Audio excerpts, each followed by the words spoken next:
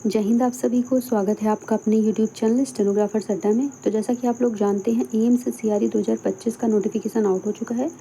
तो हम लोग इसके बारे में थोड़ी डिटेल से बात कर लेते हैं। जो आप लोग के डाउट हो सकते हैं उसके बारे में थोड़ा देखते हैं। तो फॉर्म की डेट आपकी 11 से 31 तक है, तो आप लोग टाइम से फॉर्म फिल करेंगे। और आपकी सीबीटी की जो एग्ज़ाम डेट दे दी गई है वो 25 और 26 अगस्त को दे दी गई है। टेंटेटिव है, हो सकता है आगे बढ़ जाए, लेकिन आप लोग यही मान के तैयारी करेंगे, ठीक है। और जो फर्दर इम्पोर्टेंट है वो देखते हैं। ये आपका एज रिलैक्सेशन का आप देख सकते हैं। SC/ST का 5 ईयर का दिया है, OBC का 3 और बाकी PWD कैंडिडेट का 10 साल का दिया है, ठीक है। सर्टिफिकेट का आप लोग देख सकते हैं कि 25-26 का ही आपका लगेगा। EWS सर्टिफिकेट जो लगता है वो आपका 25-26 का होना चाहिए, ठीक है। उसके पहले का होगा तो वो नहीं चलेगा, तब तक आप बनवा सकते हैं।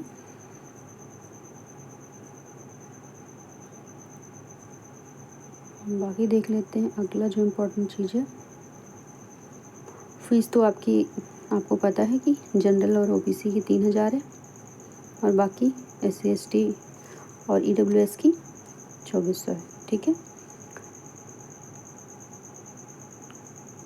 नेक्स्ट जो बात करेंगे, अभी एग्ज़ाम सिलेबस की बात कर लेते हैं, जो सबसे ज़्यादा डाउट रहेगा आप लोग का।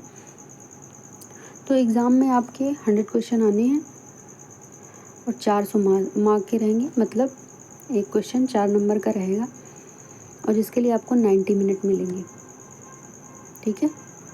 और एक चीज़ आप लोग ये समझिए कि इसमें 5 सेक्शन आपके होंगे, 5 सेक्शन, जिसके लिए आपको हर सेक्शन के लिए 18 मिनट मिलेगा, ठीक है। और एक सेक्शन में आपके 20 क्वेश्चन रहेंगे।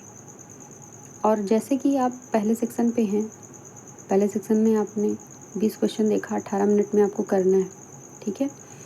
तो आप उससे आगे नहीं जा सकते, 18 मिनट तक वो आपका टाइमिंग चलेगा और फिर उसके बाद वो सेक्शन ख़त्म हो जाएगा, आपको अगले सेक्शन में जाना है। तो जैसे बैंक में होता है सेक्शन वाइज, वैसे ही एकदम सेम टू सेम वैसा एग्ज़ाम होता है, ठीक है।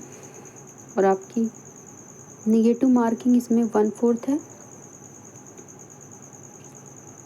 ये आपको ऑलरेडी दिया है, 5 सेक्शन है, 18 मिनट का एक सेक्शन होगा, 20 क्वेश्चन होंगे और इसके मीडियम हिंदी इंग्लिश दोनों में आएगा आपका पेपर। और पेपर की और थोड़ी डिटेल से बात कर लेते हैं कि इसमें सिलेबस क्या रहेगा। तो क्योंकि आपका डाउट वो आने वाला है, तो पहले सेक्शन में आपका जो पहला सेक्शन होगा उसमें आपको इंग्लिश के ही क्वेश्चन मिलेंगे, ओके। और जो दूसरा सेक्शन रहेगा उसमें भी आपको इंग्लिश के ही क्वेश्चन मिलेंगे, पूरे के पूरे। बाकी उसके बाद जब आपका तीसरा सेक्शन आएगा तो उसमें आपको इंग्लिश के प्लस मैथ्स के क्वेश्चन मिलेंगे, ओके। फिर उसके बाद आपका चौथा सेक्शन होगा, उसमें आपको टोटली मैथ के क्वेश्चन मिलेंगे, टोटल, ओके, चौथे सेक्शन में। उसके बाद आपका 5वां सेक्शन जो होगा उसमें आपको GS के क्वेश्चन मिलेंगे। लास्ट में आपको 4 या 5 क्वेश्चन इंग्लिश के मिल सकते हैं, ठीक है। तो ये आपके सारे सेक्शन हो गए। और आप ये डाउट होगा कि इंग्लिश में क्वेश्चन कैसे आएंगे। तो मोस्टली क्वेश्चन जो होते हैं वो एक्टिव पैसिव, नरेशन, वोकैब से बहुत सारे क्वेश्चन आते हैं और कॉम्प्रिहेंशन का पार्ट नहीं रहता उसमें। पिछली बार नहीं था, इस बार कह नहीं सकते क्या होगा क्या नहीं। पिछली बार के अकॉर्डिंग सिलेबस बताया जा रहा है, तो उसमें ये होता है। उस इंग्लिश में बस मोस्टली यही सारे होते हैं, एरर के क्वेश्चन होते हैं और वोकैब वगैरह के। वोकैब बेसिक से एकदम बेसिक इंग्लिश के बेसिक क्वेश्चन आते हैं। अगर आप SSC की प्रिपरेशन कर रहे हैं तो आपके लिए इंग्लिश के लिए कोई दिक्कत नहीं, आप वही पढ़ो, इसके लिए कुछ अलग से पढ़ने की ज़रूरत नहीं है, ठीक है। और बात कर लेते हैं मैथ्स की। तो मैथ्स थोड़ी मॉडरेट लेवल की रहती है। जिसकी मैथ अच्छी नहीं है उसके लिए थोड़ा मुश्किल हो सकता है। बाकी जिसकी मैथ अच्छी है, बेसिक क्वेश्चन आते हैं, फार्मूला बेस्ड क्वेश्चन आते हैं, मेंसुरेशन के क्वेश्चन आएंगे आपके, और अलजेब्रा के भी क्वेश्चन रहते हैं और अर्थमेटिक से भी क्वेश्चन आते हैं। तो वो तीनों सेक्शन से आते हैं, लेकिन बेसिक क्वेश्चन ही आते हैं। ऐसे बहुत एडवांस लेवल पे क्वेश्चन नहीं आते हैं। अगर आपकी मैथ बेसिक अच्छी है तो आप आराम से कर सकते हैं, ठीक है। और अभी बात करते हैं और जो चीज़ें इंपॉर्टेंट है उसके बारे में बात कर लेते हैं। पेज नंबर 20 पे देखते हैं।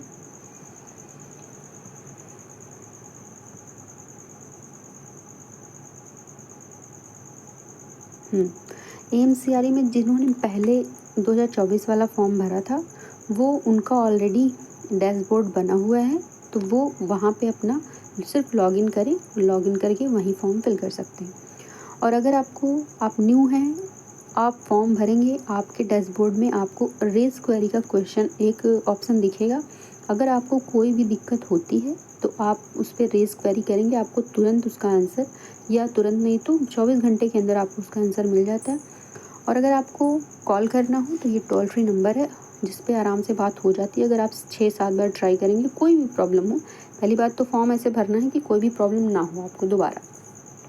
जैसे फर्दर कोई प्रॉब्लम हो जाती है तो आप इस पर कॉल कर सकते हैं, ठीक है।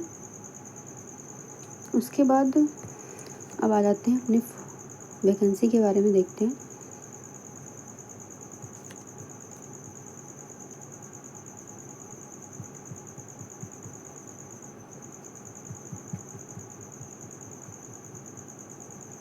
आपका ग्रुप कोड 34 है, तो आपको जो भी नोटिफिकेशन मिलेगा वो 34 ग्रुप कोड 34 के नाम से ही मिलेगा, जो कि आपको नोटिफिकेशन में पेज नंबर 90 पे दिखाई देगा।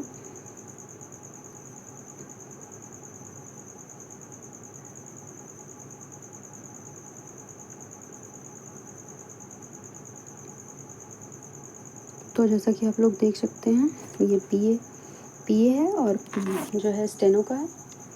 तो पीए की आपकी गोरखपुर में है और आपकी इसमें एज आपकी 18 से 30 है, तो इसको आप लोग फिल कर सकते हैं। और ये पीए की भटिंडा में है और जोधपुर में है, नागपुर में है, बस इतनी जगह पीए की वैकेंसी है। इस बार पीए की वैकेंसी कम है पिछली बार से, और बाकी सारी एम्स की स्टेनोग्राफर की वैकेंसी हैं जिसमें आपका एज 18 से 27 दिया हुआ है और क्वालिफ़िकेशन आपका सेम वही है। एक तो है डिज़ायरेबल, तो इससे कोई दिक्कत नहीं, बस आपका एसेंशियल वाला आपके पास होना चाहिए, ठीक है। वो सब ज्वाइनिंग के बाद का है। और टोटल वैकेंसी आपकी इतनी ही है स्टेनोग्राफर की। हरियाणा इस बार मैक्सिमम वैकेंसी आपको साउथ में देखने को मिलेंगी, क्योंकि जो 2024 का नोटिफिकेशन आया था तो इधर की सारी वैकेंसी फिल हो चुकी हैं, तो आपको साउथ का ही देखने को मिलेगा। और कुछ जो इम्पोर्टेंट है वो एक चीज़ देख लेते हैं।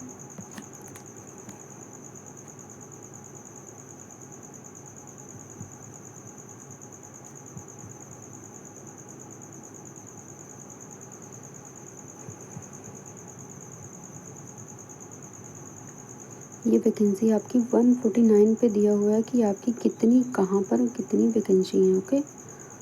तो वो एक बार देख लेते हैं।